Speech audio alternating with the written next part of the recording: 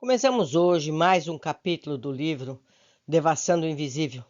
São estudos sobre fenômenos e fatos transcendentes observados pela mediunidade e sob orientação dos espíritos guias da médium Ivone do Amaral Pereira. Capítulo 8. Sutilezas da mediunidade. Para conhecer as coisas do mundo visível e descobrir os segredos da natureza material, ortogou-lhe Deus à humanidade a vista corpórea, os sentidos e instrumentos especiais. Com o telescópio, ele mergulha o olhar nas profundezas do espaço e, com o microscópio, descobriu um mundo dos infinitamente pequenos para penetrar no mundo invisível. Deu-lhe a mediunidade. Allan Kardec, em O Evangelho segundo o Espiritismo, em seu capítulo 28, 9. Acreditamos sinceramente que a mediunidade, nas suas profundidades e verdadeiras potencialidades, ainda é desconhecida dos estudiosos espíritas. O próprio médium não a compreenderá, não obstante sofrer suas influências e ser acionado ao seu influxo, até mesmo no desdobramento da vida prática. Basta ser a mediunidade o resultado de um jogo transcendente de sensações e percepções, uma indução de forças intelectivas sobre outras forças intelectivas e também perceptivas, para compreendermos que se trata de uma faculdade profunda, complexa, vertiginosa em suas possibilidades singulares. Se todas as faculdades ou atributos da alma é aquele onde se denomina potências, conhecidas pelas pessoas, estão como que interligadas entre si, dependendo uma das outras na contextura que realiza a individualidade integral.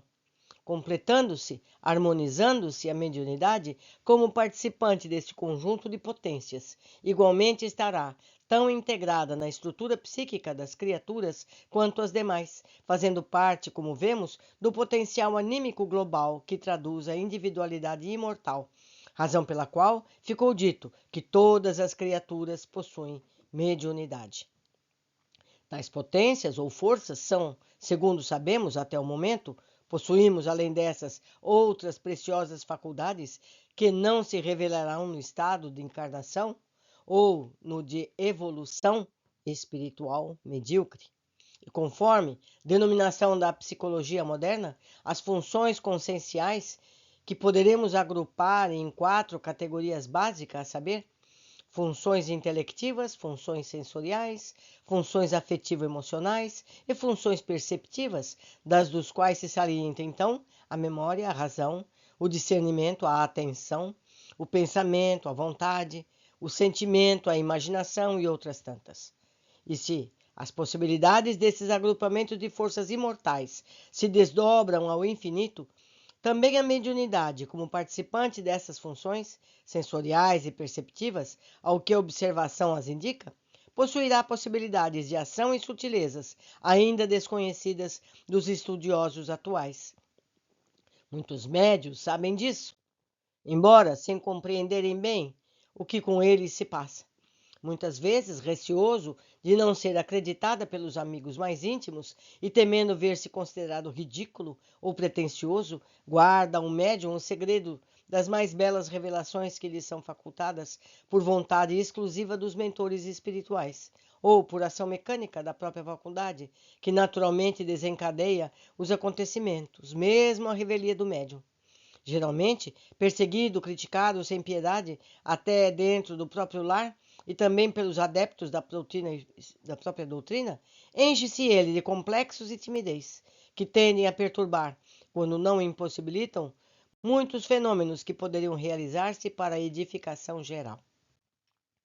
O Espiritismo, a terceira revelação de Deus à humanidade, é obra da mediunidade. Será bom que de tal não se esqueçam aqueles que se referem a ver charlatões e intrusões nessas pobres almas que, para conseguirem do além o que vem dar corpo à doutrina espírita, têm de morrer para si mesmas, sacrificando-se durante a vida inteira, chorando lágrimas e testemunhos acerbos, visto que nenhuma criatura, qualquer que seja, se afinará plenamente com a espiritualidade para o efeito mediúnico, por entre risos e alegrias e modo de viver displicente e cômodo.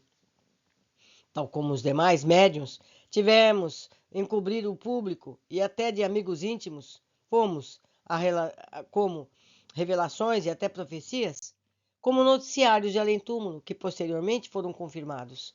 Pode-se mesmo afirmar que o mais grandioso e belo o médium obtém a conhecer da vida espiritual lhe é revelado, ou melhor, lhe é vedado declarar aos companheiros de jornada terrena. Não obstante, se somos daqueles que se veem forçados a ocultar muito do que recebem e conhecem do além, também somos impelidos como instrutores espirituais a dizer algo de quando em vez, pois que nem tudo poderá ser encoberto sem prejuízo da revelação. E muitas vezes o que o médium revela favorece ensejos para estudos profundos, descobertas e elucidações transcendentais importantíssimas que tendem a testemunhar a veracidade do Espiritismo. Há 5 séculos, quando o bispo de Beauvoir, me perdoe o mal francês, durante o interrogatório, indagou a Joana d'Arc se São Miguel lhe aparecia desnudo, ao que ela prontamente respondeu também interrogando: Pensas que Deus não tem com que vesti-lo? Condenavam-na à morte e à fogueira como feiticeira e herética, por não darem em absoluto apreço às sublimes manifestações mediúnicas por ela apresentadas. Hoje, porém, pelo menos, os espíritas sabem compreender e considerar os fatos do invisível em torno da grande médium, assim como não ignoram que não apenas as vestes dos espíritos, guias de Joana d'Arc, mas de todos os espíritos desencarnados que desejem apresentar-se ornamentados, são tecidas com um fluido universal e que essas roupagens, por vezes belíssimas, com que os médicos costumam vê-los, são divisas, quer em vigília, quer durante os transes a que estes forem submetidos, entendemos que a resposta de Joana ao bispo assume grande valia nos dias atuais, quando a ciência transcendental já nos levou a compreender o que Deus possui para vestir os habitantes do mundo espiritual, ou seja, os elementos fluídicos sobre que agem o pensamento e a vontade dos desencarnados. Assim sendo, não desprezaremos anotar pequenos detalhes da mediunidade que mais tarde, quem sabe, como acontece no presente, a resposta de Joana ao seu algoz, resposta que só após 5 séculos foi devidamente compreendida, poderão também de utilidade para esclarecimento do leitor e algo servir, outro sim, de ponto de partida para estudos e meditações em torno de tão magnífico assunto. Meus amigos, nós na verdade não sabemos muito. Temos que ser humildes e perceber isso. E estudar as novidades, entre aspas, que aparecem. Por enquanto ficamos por aqui. Aguardo a todos no capítulo seguinte.